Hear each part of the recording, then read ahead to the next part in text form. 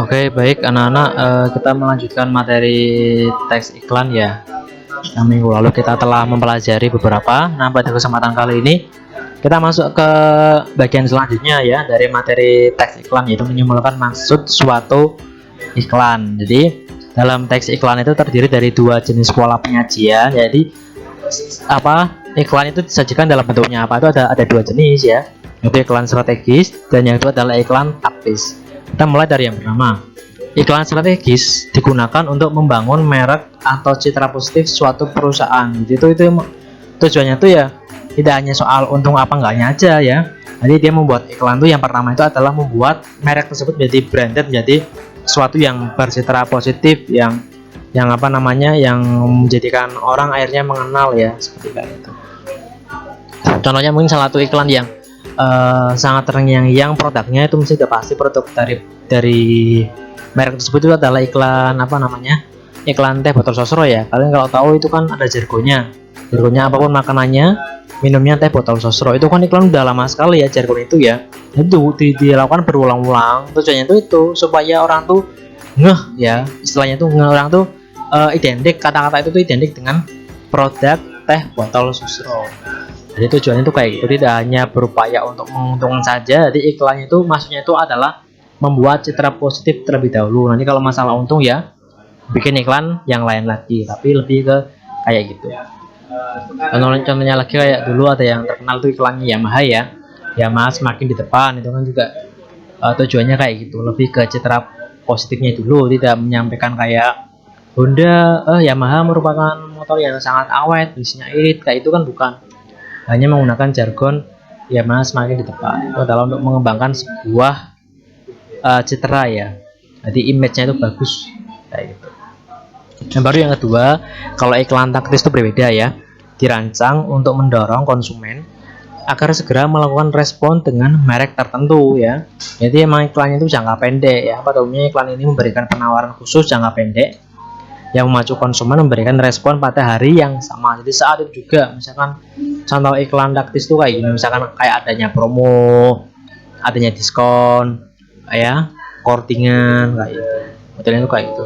Ayo silakan membeli motor Yamaha hari ini, untuk pembelian hari ini bonus cashback 300.000 misalkan kayak gitu. Atau mungkin kayak bulan-bulan tertentu, misalkan Agustus, orang-orang yang ada namanya Agus bisa makan di sini gratis kayak gitu. Itu maksudnya dalam iklan taktis. Jadi berlakunya itu jangka pendek ya, untuk membuat orang itu merespon langsung, jadi biar tahu responnya langsung. Beda dengan iklan strategis yang jangka panjang. Kalau iklan taktis itu jangka pendek. Ini terkait pola penyajiannya.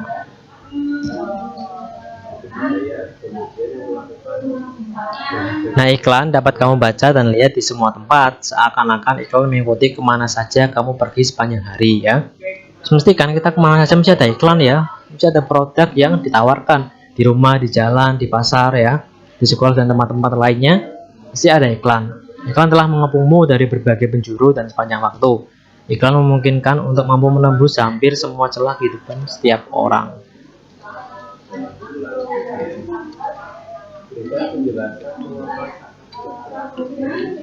Iklan tidak hanya bertujuan untuk menawarkan produk, iklan juga berpengaruh dalam membentuk gaya hidup, kebiasaan, selera, dan jati diri seorang dan masyarakat. Berikut tujuan dan fungsi iklan lainnya. Di pertama itu fungsi informasional ya. Iklan memberitahukan kepada konsumen tentang karakteristik suatu produk, juga berbagai manfaat yang mereka peroleh. Kalau fungsi transformasional, iklan berusaha untuk mengubah sikap-sikap yang dimiliki oleh konsumen terhadap merek, pola-pola belanja, gaya hidup, teknik-teknik mencapai sukses. Jadi itu ini lebih ke mengubah ya gaya hidup ya, dengan adanya iklan, kayak iklan tas mahal, Hermes kayak gitu. Itu kan tujuannya kan akhirnya mengubah gaya hidup orang kan, untuk membeli barang-barang yang branded, Nike, Adidas. Ini kita skip terus. Nah, ini kita masuk ke menelaah pola, struktur, dan kaidah ya, dari kaidah kebahasaan dari teks iklan. Nah, terkait pola penyajian, iklan itu terdiri dari dua jenis ya anak-anak ya. Iklan media cetak dan iklan elektronik. Iklan media cetak itu ya, ada biasanya ada iklan baris dan iklan kolom. Nah, sedangkan iklan elektronik itu biasanya ada iklan pemberitahuan, iklan layanan masyarakat, dan iklan penawaran. Kita mulai dari yang pertama, iklan media cetak ya. Di samping mengutamakan kejelasan dalam kata-katanya, iklan di media cetak mengandalkan desain grafis seperti warna dan bentuk huruf, tata letak, serta gambar-gambar. Iklan di media cetak memiliki beberapa macam berdasarkan keluasan ruang atau space-nya. Ada dua jenis ya iklan media cetak ya, ada iklan baris dan iklan kolom. Kalau iklan baris itu adalah iklan yang paling simpel anak-anak. Jadi itu iklan yang merupakan iklan yang pemasangannya berupa baris-baris ya. Teks yang disajikan sangat terbatas, tidak hanya gambar, tidak ada gambar ataupun ilustrasi. Contoh nih, ini kan simpel sekali ya. Dijual tanah luas 150 PT. Lokasi objek wisata Situ Gede. Hubungi Pak Yayan, telepon bla bla bla bla bla. Ini kan simpel sekali ya. Namanya iklan baris tuh kayak gitu. Yang penting tuh jelas, padat, tidak ada persuasinya ya. Hanya berupa informasi aja gitu. Karena biasanya kalau kayak tanah kayak itu kan emang banyak peminatnya, jadi sesuatu yang tidak perlu adanya promosi nggak perlu, persuasi nggak perlu, udah jadi. Iklan kolom merupakan iklan yang pemasangannya dalam media berupa kolom-kolom. Oleh karena itu bentuknya besar. Di samping menggunakan teks, iklan ini sering menyertakan gambar dan berbagai ilustrasi menarik lainnya.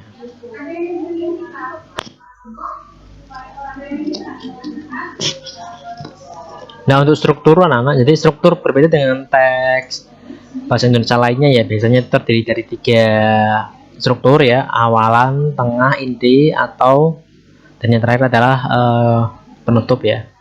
Cuman kalau struktur dari teks iklan itu hanya ada 2. Pertama itu pengenalan produk, dan yang kedua adalah pernyataan persuasif. Pengenalan produk biasanya bagian ini juga disebut judul teks, jadi di awal kan kayak produknya itu apa namanya, dikasih pengenalan dulu ya.